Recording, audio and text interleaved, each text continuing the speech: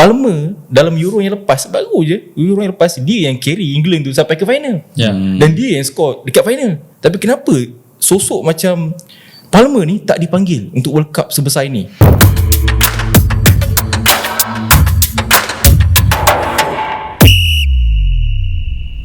Right, Assalamualaikum guys. Selamat datang ke LM90 World Cup Edition. Kita bedah taktik lepas minit 90. Anda bersama dengan saya, Mat Kening, dan di sebelah saya ni, tengoklah, saya tak boleh nak sorok lah muka dia ni. Dia baru tahu tau guys. Dia baru tahu yang sebenarnya Cape Verde dan juga Curaçao akan bertanding dalam World Cup, masalah dia. Tapi sebelum aku cerita lebih panjang tentang sahabat aku ni, aku nak beritahu kat korang, ini adalah platform baru, podcast terbaru yang akan dihostkan oleh kami berdua, saya dan juga Cik I. Aku dan juga Cik I. Saya tu nampak skema ya. Betul, aku kau. Bagi kita mesra dengan viewer. Awak macam Bob AF. Sebab World Cup dia hype dia lain. Okay. So kita kena bagi tahu kat viewer kita ni rapat dengan orang. Walaupun aku baru tahu, tapi kita kena tunjuk kita rapat. Itu je penting. Jangan rapat sangat, tak selesa orang kata. Okay, so untuk episod yang pertama ni kita nak bagi tahulah kepada penonton-penonton yang kali pertama sampai dekat channel kita, jemput-jemputlah, tekan butang subscribe dulu. Betul. Like dulu video-video kita yang sebelum ni, dan jangan lupa share lah. Sebab apa, ini World Cup Edition yang of course kita, once kita dah buat, kita akan buat sampailah Final. Betul. InsyaAllah. Okay, so disebabkan Cik I masih berkira-kira nak support Cape Verde ataupun Curaçao, aku terpaksalah menjemput seorang lagi yang lebih arif tentang international football, dan orangnya tidak asing dalam football content creation. Cuma beza dia, aku pernah kerja dengan dia dulu waktu zaman dia sedikit muda je. Betul. Sekarang pun muda lagi. Sekarang muda lagi. Cuma dulu sedikit muda. Tapi kau kena ingat tau, dulu kita jumpa dia tak famous macam sekarang. Betul. Sebab sekarang dia dah jadi DJ radio. Dia ulang-alik Spain. Sekarang orang Spain lah. Macam kau kampung kau kat mana? Kampung kat sini je lah bang. Kau kampung kat KL kan? Dia kampung dia dekat Spain. Memang ulang-alik sana. Ulang-alik Spain. Kau raya haji kat KL kan? Dia raya haji balik Spain. Selamat datang ke LM90 World Cup Edition. Bro Hans, apa khabar? Yo, khabar baik, dan rasa macam seronok lagi ni sebab bukan apa. Satu, terima kasih sebab jemput, dan satu lagi seronok sebab dapat tahu ada member kita baru kenal Curaçao. Betul. Curaçao tu kan. Dia tak tahu yang Cape Verde tu semua ada tahi chong kat situ. Dia tak tahu. Kita buat lagi. Yang tu kita nak kena cabar Midan. Sebab tu kau ada kat sini hari ni. Okay, sebelum kita bahan Cik I lebih-lebih, kita nak ni dulu Bro Hans, kita nak bincang dulu. Sebab apa, World Cup 2026 is a lot of different daripada previous edition. Apa sebenarnya perubahan yang paling kau look forward? Bila cakap pasal World Cup tahun 2026 ni, dia banyak gila. Dia senang cerita 360 degree lah. Sebab berubah, dia punya berubah tu, kalau tengok daripada segi team sendiri, before berapa je team, sekarang ni dah double, triple team, dan juga perlawanan tu sendiri. Kalau before tengok ada match kurang daripada 60, sekarang ni dah dekat 100 lebih match. Bayangkan. Lepas tu kalau nak tengok juga daripada segi psikologi team, preparation semua. Bayangkan sekarang ni, let's say 7 hari sebelum World Cup pun ada lagi team yang masih lagi belum announce dia punya squad clearance untuk pergi ke World Cup. Bayangkan. Dia punya level banyak dan ramainya team tu. Dari 48 tengok macam member kita baru kenal Curaçao, Cape Verde. Itu baru dia belum yang lain-lain lagi. Kau bayangkan, let's say macam team macam Portugal, macam England dan sebagainya kan. Orang semua ambil pot, dan kita nampak dekat media sosial semua kan. Diorang banyak ambil pot daripada tim-tim yang besar macam ni saja. Tapi so dekat sini lah kita, kalau boleh kita nak bantu orang jugalah untuk explore apa tu Cape Verde, Curaçao apa semua tu kan. Sebab itulah sebenarnya Bro Hans kau ada dekat sini. Sebab kau memang terkenal dengan benda-benda pelik-pelik. Korek benda yang pelik-pelik. Tak ada orang review La Liga, dia seorang je review La Liga. Kau tengok betapa rare dia, tapi rezeki. Kau tengok rezeki memang power gila. Jadi DJ pergi sampai Spain cover La Liga sampai sekarang. Okay, bila cerita pasal World Cup ni, of course kita ada beberapa hari lagi menuju ke World Cup. Tapi aku nak video ni kita purposely focusing on kita nak review lah sebenarnya. Nak Apa review yang call up berlaku. yang boleh. telah pun dilakukan oleh manager-manager Coaches. tim yang layak lah. Kita akan start dengan England dulu, Bro Hans. Wow. Apa pendapat kau? Ataupun apa sebenarnya perasaan kau kalau kata kau ni seorang penyokong England, Bro Hans, bila tengok call up tu? Okay, sekejap. Sorry. Boleh. Sebelum nak lontarkan soal tu kepada Bro Hans, boleh tak aku tanya sebutan sebenar Thomas Tuchel atau Thomas Tuchel? Apa yang sebenar? Saya nak jawab. Kau jawab lah. Okay. Macam mana? Thomas Tuchel. Tuchel. Sebab aku pernah dengar orang sebut Thomas Tuchel. Tuchel boleh. Tuchel. Boleh juga lah sebenarnya. Dia sebenarnya ikut tekak je. Kalau kau nak Tuchel ke Tuchil ke, Janji Tuchil ke tak apa. sama. Janji sama. Tulisan, okay. Tapi the reality is Thomas Tuchel. Tuchel lah. Thomas Tuchel. Thomas Okay. Tuchel. Okay, so Rohan, apa sebenarnya perasaan kalau kata kau sebagai seorang peminat England bila tengok call up yang pelik-pelik lah dikeluarkan oleh Thomas Tuchel? Ini reality lah Masa aku tengok first squad clearance tu di upload di media sosial, on the first end aku terus up satu posting dekat social media, dekat threads dan sebagainya. Aku beritahu yang Tuchel ni apa benda ni, dia nak minta kena maki ke apa ni. Cerita dia macam tu. Maknanya walaupun aku bukan fan yang core untuk England team, national team, tapi aku rasa agak kecewa jugalah sebab Maguire tak ada kat situ. Sebab apa, Bro Hans, bila kita tengok call up yang dilakukan oleh Thomas Tuchel ni, memang pelik tau. Sebab apa, player yang perform kau tak bawa. Tapi player yang tak main sangat, yang baru come back from injury, kau bagi dia main. Antara nama yang aku nak tekankan kat sini, kita start daripada yang paling belakang sekali, iaitu dekat bahagian pertahanan lah. Bila Maguire tak ada, apa sebenarnya kau rasa yang bermain di fikiran Thomas Tuchel, kenapa tak ambil dia? Aku tahu, aku rasa Tuchel tidak se-B itu, sebodoh itu untuk tak tahu yang apa credibility juga kemampuan Maguire ni sendiri kan.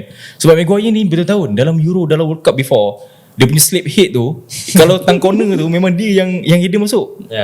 Banyak momen besar dekat England sebenarnya ada dia dekat situ. Tapi sebab tu aku cakap boleh dipersoalkan lah apa yang berlaku, kenapa Tuchel buat decision macam tu. Tapi aku rasa dia mungkin dia prioritize sekali lagi player-player baru kan, yang macam breakout dalam Euro baru ni pun macam Mark Gahey dan sebagainya. Tapi kalau nak cerita pasal Maguire, ada satu barang ataupun satu player yang aku tak puas hati daripada dulu. Kenapa dia tak dipanggil-panggil? Siapa, Bro? Cerita ke? Satu, Ni Centre back ni kot ada seorang. Everton ke? Tak, dia bermain di AC Milan. Okey. Apa nama dia? Dia play Chelsea dulu. Fikayo Tomori. Betul. Tomori ni, bila aku nak cerita pasal Tomori, dah sebenarnya 5-6 tahun lepas kot. Orang banyak question, kenapa Tomori ni tak dipanggil-panggil? Wak Imar sekarang ni dah 2026, dia masih lagi belum dipanggil sampai ke sekarang, kau bayangkan. Jadi bila Tomori tak dipanggil, Tomori yang sebagus tu tak dipanggil langsung, bayangkan Maguire tiba-tiba kena macam ni. Trent, Foden, Betul. Palmer, berapa ramai kreatif output, kreatif outlet yang ditinggalkan oleh Thomas Tuchel dekat England, kau bayangkan. Kita kena ingat balik aku saja nak buka sikit pasal Palmer. Palmer dalam Euro yang lepas, baru je Euro yang lepas, dia yang carry England tu sampai ke final. Dan dia yang score dekat final. Tapi kenapa sosok macam Palmer ni tak dipanggil untuk World Cup sebesar ini? Tapi Bro Hans, fair ke sebenarnya kalau kita nak blame Thomas Tuchel? Sebab bagi aku kalau player tu perform sepanjang tahun, tapi kita tengok pada form Chelsea tak umar ambing juga, Bro Hans. Betul. So kalau dia tak pilih Cole Palmer disebabkan oleh form, aku faham. Tapi adakah replacement yang ada dekat bahagian midfield tu cukup pada kau? Bagi aku nak kata pasal cukup tu, cerita pasal England, dia ada banyak outlet daripada segi wing kanan, wing kiri, dekat atas. Kita tahu Harry Kane dan sebagainya kan, dia ada benda-benda tu. Game changer senang cerita. Sebab bila nak cerita pasal England, generational talent dia, output player dia punya orang cakap, killer dia ramai dalam setiap posisi. Defensif, midfield, tengah dan sebagainya. Dia ada Declan Rice. Declan Rice tu sebenarnya dia boleh sapu atas bawah. Dia jangan terpedaya. Dia jangan fikir dia defensive minded saja. Tak, dia boleh sapu atas bawah sebenarnya. Kalau tengok Declan Rice betul-betul. Tapi nak kata kehilangan besar tu bila satu-satu player, come on lah. Hilang Madison tu pun dah sakit dah sebenarnya. Betul. Hilang Madison tu pun dah rasa macam galat dah sebenarnya. Tapi cuba bayangkan dengan tak ada Madison, tak ada Palmer, tak ada Foden. Ini kreatif number 10 yang boleh dikata sesedap rasa kat bahagian tengah tu. Sebab kalau jadi macam ni, Harry Kane banyak benda Harry Kane kena buat nanti tau. Dia kena drop banyak ah. Dia kena drop banyak. Dan kita tengok apa yang jadi macam dalam UCL baru ni. Bila Harry Kane drop banyak jadi apa? Kat depan lompor. Ya, betul. So berbalik pada cerita call up England ni kan. Kita tahu England ni saban tahun menyertai major tournament, dia orang ni sampai final tapi tak boleh nak menang. Dia orang macam stuck dekat situ. Dia orang ada satu terms tau, macam kata-kata lah, it's coming home. It's coming home. Okay, cuma aku tak tahulah, aku rasa macam England ni dia hype je lebih. Sebab apa? Kita tengok EPL, ramai orang tengok EPL ni jadi tumpuan dunia apa semua. Tapi at the end of the day, player England ni tak pernah perform yang betul-betul macam mana dia orang main dekat klub. Adakah hang rasa, contoh player-player yang main untuk Arsenal, sebab hang fans Arsenal adakah hang rasa dia orang ni akan bawa impact yang sama untuk pasukan England?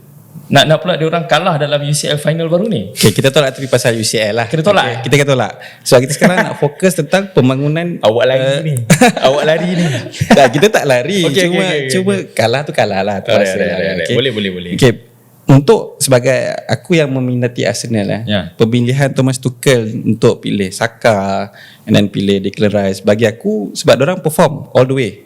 Okay. Cuma pemilihan yang lain tu macam Eze pun terpilih juga, betul? Eze tak score final. Tu lain.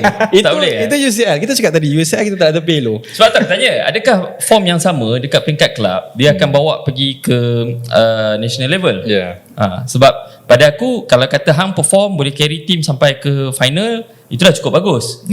Kalah tu belakang cerita lah kan. Tapi sekarang ni mampu tak hang apply benda yang sama dekat club level? Contoh Saka, Rice ni adalah tunjang-tunjang Arsenal yang bawa Arsenal power gila. Personally bagi aku, yes, diorang akan perform sebab diorang Arsenal player. Okay. Tak apa. Babak poyo gila. Right. Kalau kau tengok kan dekat media sosial sekarang ni, dia orang selalu lontarkan persoalan, adakah Thomas Tuchel ni tali barut Jerman? Apa pendapat kau? Tak, aku rasa tak lah. Of course lah, kita tahu dia punya nationality dan sebagainya kan. Tapi bagi aku tak. Aku rasa mungkin Tuchel nak cuba sesuatu yang baru. Bagi aku tak salah pun bila dia buat selection macam gitu. Sebenarnya kalau England tak ke mana pun tak merubah apa pun, sebab memang itu tradisi England. Kau kalau kata burn tengok kita punya podcast ni, apa. dia memang bengang dengan kau je. Jangan risau. Aku boleh come team dengan dia. Okay, England dalam sejarah kita tak nak cerita banyak tak. Aku adalah orang yang tonton England daripada dulu, dah lama. Zaman Beckham, zaman Paul Scholes dan sebagainya, Gary Neville. England adalah tim yang jarang mengalahkan big team besar dalam tournament yang besar. Jarang sekali Dengan banyak kalah. Dan kalau ada pun antara kontroversi yang besar dulu masa apa, Ronaldo kenyit mata Rooney, game-game besar macam tu kan, you know, final lawan Spain, kalah. Diorang tak boleh buat apa, 120 minit tak boleh buat apa, kalah. Itu adalah typical untuk England lah. Jadi bagi aku, untuk bagi fair advantage ataupun bagi fair side kepada Tuchel, aku faham apa yang dia buat. Mungkin dia nak cuba. Tapi Bro Hans, kau kena realistik. Sebab apa? Tuchel ni adalah seorang jurulatih yang kebiasaannya dia pergi ke tim tu, dia tak ambil masa yang lama untuk menang piala dekat peringkat kelab. Betul tak? Dekat peringkat kelab. Tapi bila pergi ke national level, itu sebenarnya yang diharapkan bila dia dilantik. So bila call up macam ni, kau tak rasa ke benda ni akan memakan diri? Ataupun mungkin dia sekarang ni cuba nak handle, sebab bila kau pergi big tournament, of course kau bawa terlalu ramai star, banyak ego yang kau nak kena handle. Mana satu kau rasa? Tu one of it. Tapi aku ada satu jawapan yang sangat-sangat general, tapi sebenarnya tepat. Kau nak tahu apa? Tak kisah siapa, Fabio Capello, Gareth Southgate, sesiapa jadi manager dekat England, confirm kena. Nampak safe jawapan tu, tapi tak, itu adalah reality. Sebab England punya media ni, media ni sebenarnya yang kadang-kadang dibawa satu pressure yang luar biasa, yang tak mampu tim England nak hadap daripada dulu. Sebab kita tahu Premier League jadi macam sekarang sebab apa? Media diorang lagi advantage besar compare to Italy dan sebagainya kan. Hype gila-gila ya. Kau dan kita kena tahu juga banyak juga faktor-faktor lain dan sebagainya. Contoh macam apa, dekat England sendiri ada faktor main pasal VR, pasal itu, pasal ini, benda-benda macam tu. So banyak faktor kontroversi sebenarnya yang menjemput orang dah tahulah bila England kontroversi. Liga dia pun sama juga macam tu kan. So that's why benda tu bawa satu pressure kepada tim England dah. And that's why itu antara sebab kenapa England punya golden generation tak mampu nak survive. Dan aku faham juga, aku ada dengar juga player macam Rio Ferdinand, macam John Terry ada sebut kenapa dia orang waktu tu sebenarnya nampak je luaran dia orang macam ada chemistry. Tapi dalam mind dia orang, aku Chelsea, aku Arsenal, aku Liverpool. Ini bukan aku sebut, Rio Ferdinand sebut, John Terry sebut pasal benda ni. Okay, kita nak beralih. Sebab apa, kalau kita cerita pasal England ni, dia memang takkan habis. Takkan habis. Dia ibarat macam cerita skuad Harimau Malaya lah. Sentiasa ada masalah. Ada je problem je. Dekat luar lagi menarik daripada atas padang. Okay, kita nak beralih ke satu lagi pasukan yang kalau aku tak sentuh, Rohan akan mengamuk lah. Confirm akan mengamuk. Kita nak cerita team favourite dia lah, iaitu Netherlands. Sekarang ni kita tahu yang terbaru, Ronald Koeman tak tahu pun player dia beraksi dekat Burnley yang menjaringkan 11 gol tak silap aku kan. Betul. Orang tanya dia tau, kenapa kau panggil Wout Weghorst, striker MU, kenapa kau nak panggil orang tua untuk main untuk peringkat tertinggi Piala Dunia? Kenapa? Kenapa? Aku ada option lain macam tu kan. Ada dekat EPL ada player yang kau boleh score 11 gol, kenapa kau tak ambil dia? Dia tanya siapa? So Bro Han, sebelum aku bagi dekat Cai untuk jawab bagi pihak Ronald Koeman, Sila. aku nak tanya kau Alright. siapa player pertama yang kau rasa perlu dimasukkan oleh Ronald Koeman dalam skuad sekarang ni? Aku punya pilihan tu sebenarnya, aku tak nak yang injet ni, is okay lah. Aku tahu kehilangan tu sangat besar, tapi actually kau kena patut bawa juga Frimpong. Okay, why? Frimpong keluar. Kita kena tahu Frimpong ni, bila cakap pasal Frimpong dekat Belanda, it's not Frimpong dekat Liverpool ataupun Leverkusen. Frimpong dekat Belanda, dia boleh main as a right wing. Dia boleh main lebih attacking, dan Dumfries boleh cover dekat belakang. Betul. So itu masalah aku. Sebab kita kena tahu dekat Belanda, Xavi Simon dah tak ada. Xavi Simon boleh main dekat posisi tu. Sebab Xavi Simon kita tahu dia main number 10, dia main dekat right wing, dia boleh main dekat left wing juga Xavi Simon, tapi dia dah injured dan sebagainya kan. Donny Malen boleh bermain dekat right wing juga. Tapi dalam perlawanan yang paling latest, friendly, Donny Malen main as a striker. Dan dia orang kalah 1-0. Nampak tak kat situ? So tu, kalau aku untuk Koeman, aku akan bawa juga Frimpong. Tak kisahlah. Ini pun masalah yang tadi juga ni. Nampak dia nak marah. Masalah yang tadi juga ni. Kau player versus club punya performance jangan samakan. Jangan sama. Okay, aku faham, fair. Sebab kalau tengok pada hierarki semenjak Frimpong join Liverpool, is actually Frimpong sekarang ni tengah alami satu fasa injury yang paling banyak dalam career dia. Betul. Dalam satu season dekat Liverpool. Tengah berlaku sekarang ni. So kalau ambil waktu tu is fair. Tapi untuk aku as a backup dan sebagainya, bawa je Frimpong. Sebab apa? Kalau kita tengok antara nama yang menggantikan ataupun potonglah nama Frimpong daripada dalam skuad ni adalah Julian Timber. Aku nak tunggu tu je. Suka betul. Kalau kita sembang player Arsenal, dia memang suka. Itulah tu. Sebab apa Bro, kau tengok sekarang ni bila kau ambil Timber kalau nak tengok dari segi performance dan juga dari segi bersedia ke tak dia ni untuk bermain, sebenarnya Frimpong lebih bersedia, lebih cergas. Kenapa hang rasa Timber lebih baik untuk dibawa dalam skuad? First kali aku akan bias lah sebab dia Arsenal. Okay.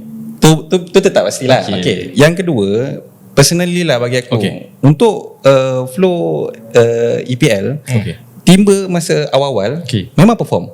Even though lepas tu memang dia akan slow sikit, ada injury sikit, dia ada rehat 2 season. Lepas tu end up dia okay.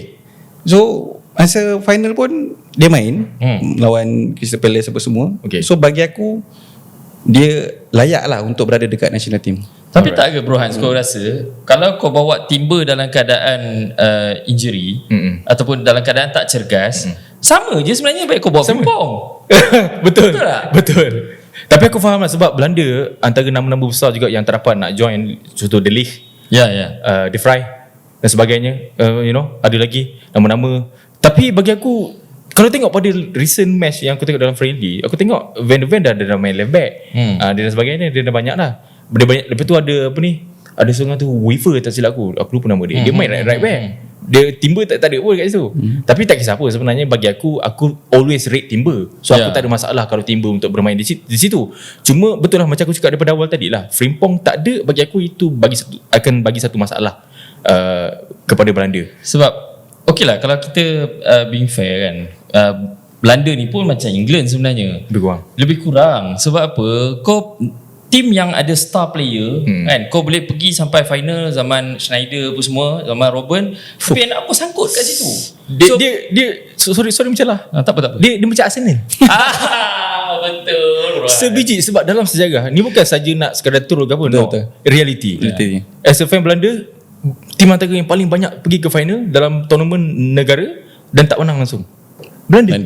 Saya tak pernah menang langsung. Masalah dia. Betul. Problem aku tak tahu nak cakap macam mana. At least England tu dia pernah menang sekali. 1966 Belanda tak pernah menang langsung. So aku tak tahu nak cakap macam mana, tapi aku mengharapkan yang terbaik. Sebab aku tahu kalau kata Belanda tak perform World Cup kali ni, orang pertama yang akan kena adalah Virgil van Dijk. Of course. Kau percaya lah cakap aku? Of course. Sebab aku dah tengok beberapa kali benda ni. Dia ni sering kali dihentam oleh Van der Vaart kan, yang suka cari salah. Dia ni orang Belanda tapi dia suka tembak player Belanda. Kau tahu Van Dijk ni figure yang penting, tapi kau petikaikan semua benda yang Van Dijk buat. Kau tak rasa ke Burhan kadang-kadang orang-orang macam Van der Vaart ni sebenarnya toksik untuk skuad Belanda? Aku faham toksik, tapi ini keluar sikit daripada bola sepak. In terms of originality ataupun perangai orang Belanda, it's actually memang macam tu. Orang Belanda sebenarnya lagi direct daripada orang England dan juga orang-orang yang dekat area Europe. Diorang sangat straightforward. Diorang cakap apa yang diorang fikir. Dia tu sampaikan je. That's why kalau macam kelab-kelab macam MU ke apa semua kan, ada player-player daripada Belanda, itu adalah typical orang Belanda. Diorang memang perangai macam tu. Sekarang kita faham kenapa Erik ten Hag, kenapa Arne Slot berperangai sebegitu bila dengan media tau. Sebab apa? Dia apa orang tanya dia jawab je. Dia tak ada nak tepi-tepi, nak play safe. Kau tengok kalau Arteta jawab, dia macam cover. Dia salah, dia main sikit. Dia salah orang tu, dia tak salah player dia. Tapi Arne Slot kau tengok, Erik ten Hag kau tengok. So tembak kau rasa memang sebegitulah diorang selama ni? Itu sebab tu aku bagi tahu benda ni, aku dah unlock satu benda yang mungkin orang Malaysia tak tahu. Itu adalah perangai typical nationality orang Belanda. Dia memang macam tu. Dia orang tak fikir apa yang dia fikir, cakap. Itu je. Serius. Cakap dulu baru fikir. Cakap dulu baru fikir. So itu yang tak selamat tau. Okay, untuk next kita akan membincangkan tentang pasukan Brazil. Satu lagi pasukan yang sering kali dibualkan. Betul. Contohnya boleh menang lah World Cup setiap edition. End up kena belasah dengan Jerman. Kita tahu sejarah-sejarah dia kan. Tapi kali ni antara nama yang orang petikaikan adalah Neymar. Perlu ke Neymar ada dalam skuad sebenarnya, Bro Hans? Okay, kau nak cakap lah apa pun yang tengok ni, aku lebih kurang macam peminat tegar Neymar jugalah. Sebab kita kena tahu bagi aku ini tak kisah kalau Neymar main ke injured dan sebagainya, satu slot tu is actually satu slot untuk generational talent yang sangat-sangat luar biasa. Yang mungkin kita dapat tengok this is for the last time dekat Brazil. I don't know. Kita tak tahu, mungkin ada Ronaldinho in future, style macam gitu, Neymar yang lain dan sebagainya. Tapi yang boleh menggantikan ataupun the layer another is actually Vini Junior. Kalau tengok permainan Vini Junior, lain weh. Tak kisahlah kau nak maki dia ke kau tak suka dia ke apa, tengok betul-betul permainan style of play Vini Junior berbeza. Sebab tu orang cakap kalau Neymar sama dengan Vini, tak, lain. Vini adalah satu Vini saja dalam dunia ni. Talent yang berbeza lah maksud kau kan. Once in a lifetime. Neymar itu adalah itu produk Brazil yang betul-betul once in a lifetime. So that's why kalau aku it's okay untuk sacrifice dia. Lagi satu kita tahu lah Neymar bawa apa? Dia bawa hype. Dia bawa satu daripada segi technical ability pun Neymar ada dekat situ. Let's say kalau dia masuk sekejap dan sebagainya kan, main 10 minit pun tak apa. Hujung match dan sebagainya, untuk just memporak-perandakan defend opponent, Neymar ada. Tapi kalau kata kita tengok reaction Neymar lepas keluar nama 35 player last yang Ancelotti keluarkan, dia masih tengah urut dia tau. Tapi dia bila dia terima berita dia tak dipanggil tu ataupun dia tak tersenarai tu, dia tak down lagi. Dia tak down. Dia chill. Dia cakap tak apa, kita kerja keras lagi, kita ada masa lagi untuk pergi ke World Cup. Kalau kau sebagai jurulatih Brazil, adakah kau perlukan seorang player yang akan bawa hype sebegitu untuk ada dalam tim, ataupun kau perlukan tenaga muda yang kau tahu boleh bawa sesuatu dalam padang. Contoh, aku bagi contoh. Contoh dekat Chelsea kita ada Joao Pedro. Kita tahu satu nama yang agak mengecewakan lah kan, Sebab dia tak ada. Walaupun tak adalah kata dia perform gila-gila, tapi kita tahu dia antara player Brazil, striker Brazil yang boleh diharapkan. Boleh convert. Betul. Pada kau macam mana? Kau nak player yang hype ke ataupun player muda yang sebegitu? Tengok jugalah, it depends. Kalau aku punya call up semua dah banyak superstar, aku akan ambil Neymar untuk hypekan Brazil itself. Tapi kalau contoh memang Brazil ni revolve around Neymar, aku terpaksa ambil lah. So it depends. Kalau tanya aku personally, Neymar patut adalah, sebab dia, kita panggil figure untuk Brazil. So far lah setakat ni nampak Neymar tu figure untuk Brazil. Sebab apa? Kadang-kadang kena ingat player-player macam Neymar, player-player yang dia dah tahu lah, kalau kata ada Vini dekat situ, Neymar dekat sini, kamera akan banyak depan Neymar daripada Vini. Of course lah. So bila kau ada player macam ni dalam tim, apa-apa jadi, dia ni je yang akan kena attack. Dia akan menyelamatkan player-player macam Vini Junior. I just want to play football. Dia selalu macam itulah kan. So bila ada Neymar ni, aku rasa itu antara fungsi dia. Sebab kita tengok dekat tim-tim lain, contoh antara nama yang orang tak suka dia ni dipanggil adalah Hendo dekat England. Kalau kata kita patah balik sikit, yang kita lupa nak mention. Orang tak suka Hendo ada dalam tu, tapi mungkin sebabkan dia ni ada mentality yang berbeza, akan set standard sama juga macam Neymar. Mungkin ada tujuan sebegitu dan membuatkan orang macam Brazil punya jurulatih adalah Carlo Ancelotti lah. Berapa banyak UCL dia dah tibai, dia kenyit mata je player terus bersungguh berlari. So sebelum kita pergi ke pasukan yang seterusnya untuk kita review, last pasal Brazil, aku nak tanya, kau rasa adakah ini tournament yang tepat untuk Endrick buktikan diri? Wow, Endrick Endrick flop of the season dekat Real Madrid. Aku tengok dia sakit kepala tengok dia tu. Tapi tengok dia masuk Lyon bukan main lagi. Menjadi mencanak dia. Dia senang cerita persekitaran tu lah yang membuatkan dia lebih ni. Tapi aku sebenarnya tak harapkan di ultimatum untuk Endrick. Tapi aku tahu yang dia boleh buat sesuatu daripada bench dan sebagainya. Tapi dia cakap pasal Brazil sikit lah. Aku sayang satu Richarlison. Richarlison, oh my god. Selain daripada Joao Pedro aku cerita pasal Richarlison, dia menggemang rasa. Sebab aku rasa dia antara player yang sebenarnya berjiwa besar. Dia berjiwa besar dan aku nampak effort dia. Main Everton, main Spurs, aku nampak dia dia nak tunjukkan sesuatu. Dan kita ingat lagi balik previously, goal dia yang paling epic tu. Itu memori macam tu yang kita nak tahu sebenarnya. Dalam World Cup 4 tahun sekali pula. Sebab let's say sekarang kan Brazil kat depan ada siapa? Ada Igor Thiago, ada Cunha. Dia bukan macam tu. Igor Thiago dia of course dia score banyak, tapi dia specifically like white horse punya style. Dia just macam dapat settle. Richarlison lain. Richarlison dia ada flair dia ada body dia ada lengguk dia, style dia depan gawang. So kalau nak fancy punya style dan boleh pergi Richarlison, sayang lah tak ada. Tapi kalau kita, sebelum kita tutup ni Brazil punya topik ni Bro Cik, aku nak tanya sekarang ni kita tahu Brazil ni duduk bawah Don Carlo. Don Carlo ni memang tu aku kata kenyit mata pun orang dah main sungguh. Orang dah tahu Orang dah tahu dah apa nak buat. Tak perlu ajar tactical. Tapi sekarang ni orang cakap Brazil ni bawa Don Carlo dah bawa satu corak permainan yang berbeza. It's no more samba. Kau setuju Bro? Aku agree. Sebab kita kena tahu sebelum Don Carlo masuk, kepincangan berlaku di Brazil. Banyak apa orang cakap teammate yang macam tak berapa go into each other dan sebagainya. Tapi sebab kita kena tahu Don Carlo ni satu sosok dalam dunia bola sepak yang mampu membawa kestabilan dalam tim. Of course takkan nampak by 1 month, by 3 month, by 1 year, takkan nampak. Tapi hopefully ini adalah medan yang tepat untuk kita tengok Don Carlo furnishkan dia punya tactical blueprint, dia punya effect tu dekat situ. So that's why kalau nak tengok Brazil macam mana pergi, this is the time. Bukan Copa America, bukan sebelum ni, tak. This is the time. Okay. This is the time. Sebelum kita pergi lebih panjang tentang Brazil, nanti orang cakap Brazil cover banyak. Ni sikit. Tadi Netherlands cover sikit. Kita nak tengok satu negara yang sering kali memiliki talent-talent yang baru, talent-talent yang sentiasa di-hypekan di internet. Okay, kita akan tengok collab untuk France pula sekarang ni, Bro Hans. Okay. Kita tahu Bro Hans, France kalau kata adanya Mbappe atas padang, dia akan jadi captain. Sama dekat PSG dulu. Wow. Tapi kita tengok apa sebenarnya yang jadi pada PSG pasca zaman Mbappe dan sebelum zaman dibelah tu. Kau nampak tak impact dia? 2 kali UCL yang berturut-turut, tapi bila pergi dekat Real Madrid dia tak perform pun. Cuma sekarang dekat national level bawah jurulatih lain, dia sebenarnya ini adalah orang yang bawa naik dia dekat national level. Adakah kau rasa Mbappe boleh julang France sekali lagi? Oh, Mbappe. Okay, macam ni lah nak bagi tahu. Mbappe ni bagi aku dia sebenarnya bukan lagi dalam level dia kena prove something. Tak.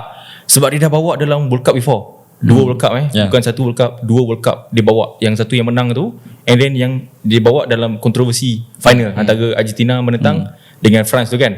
So this adalah third stage yang dekat mana kita nak tengok sama ada Mbappe mampu lagi ataupun tidak. Tapi bagi aku satu, di sebalik Mbappe dekat France ada sosok lain sebelah dia, ada 2 yang bagi aku sangat-sangat penting yang dah tak ada. Giroud dengan Griezmann. So jap, aku nak tanya jugalah. Boleh. Macam adakah ini peluang terakhir Deschamps. Kau sebut biar betul Aku tu lah macam tadi Thomas Tuchel janji ada bunyi okay. So basically kau tak nak tanya pronunciation yang betul. Okay, apa Deschamps?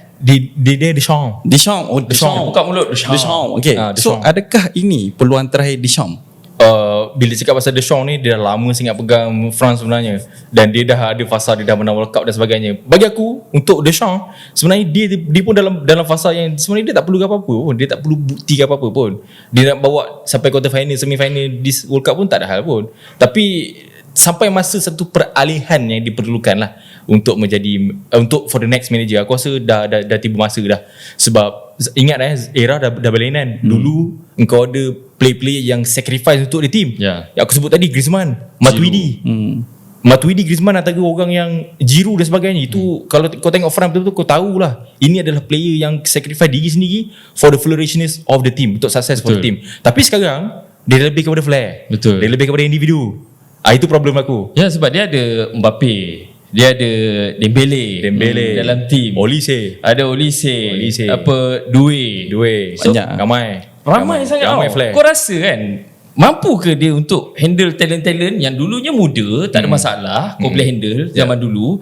Sebab budak muda ni kalau tak main banyak pun dia tak bunyi. Tapi sekarang ni diorang dah jadi superstar, diorang dah menang UCL Sama. So kau rasa masih mampu ke untuk dia handle dressing room sekarang? That's why sekarang ni aku tak nak cakap toxic, tapi lebih mencabar. Kau tahu kenapa mencabar? Dulu before kau ada macam Griezmann, Matuidi, bahkan Lloris. Hugo Lloris itu antara kapten yang boleh kata boleh voice out, boleh control the dressing room dan sebagainya. Of course lah, takkanlah kau nak serahkan 100% pada manager. Of course lah, pada coach mestilah kau perlukan key figure dalam ni dressing room untuk cover up dan sebagainya. Dengan cerita pun macam Mbappe jadi kapten, betul. Aku kelakar tengok Mbappe pakai armband. Tak nak, aku tak minat. dia tak boleh. Dan kemungkinan besar kau boleh tengok this World Cup, kau boleh tengok Kante pakai armband. So itu masalah aku. Captaincy krisis kepimpinan lah. So that's why aku cakap, nak tengok France macam mana this season, this World Cup, ini adalah waktu yang tepat untuk tengok ke mana akhirnya Deschamps. Sebab aku rasa kalau kata dia gagal untuk bawa ke second round, akan ada masalah yang besar lah sebenarnya. Aku nak cover banyak lagi team, banyak lagi collab yang menarik, especially team-team macam juara bertahan Argentina. Kita tak cover, tapi masa tak mengizinkan kita. Mencemburui. So guys, ini adalah LM90 World Cup Edition yang kita buat khas lah sebenarnya untuk peminat-peminat international football. So teruskan menonton, teruskan support kita. Ini adalah podcast yang kita akan buat berterusan sampai ke final. Kalau kata sokongan tu cantik, banyak subscriber naik, viewer cantik, kau ingat senang ke aku nak bawa masuk Bro Hans ni? Kalau yang ni lain lah ceritanya. Yang ni memang dekat dengan aku. So guys, teruskan support kita orang. InsyaAllah kita akan post video ni dengan kerap lagi lepas ni. Kalau kata ada game-game yang best, contoh aku rasa first game Netherlands lawan Jepun, antara game yang paling best lah setakat ni. InsyaAllah kalau kata sokongan tu cantik, habis je game tu, pagi tu aku akan ketuk pintu rumah Prohaz, akan heret dia ni datang ke studio. Masak aku. Kita akan ke part yang seterusnya, video yang kedua. Jangan ke mana-mana, kita jumpa dalam video yang seterusnya. Salam.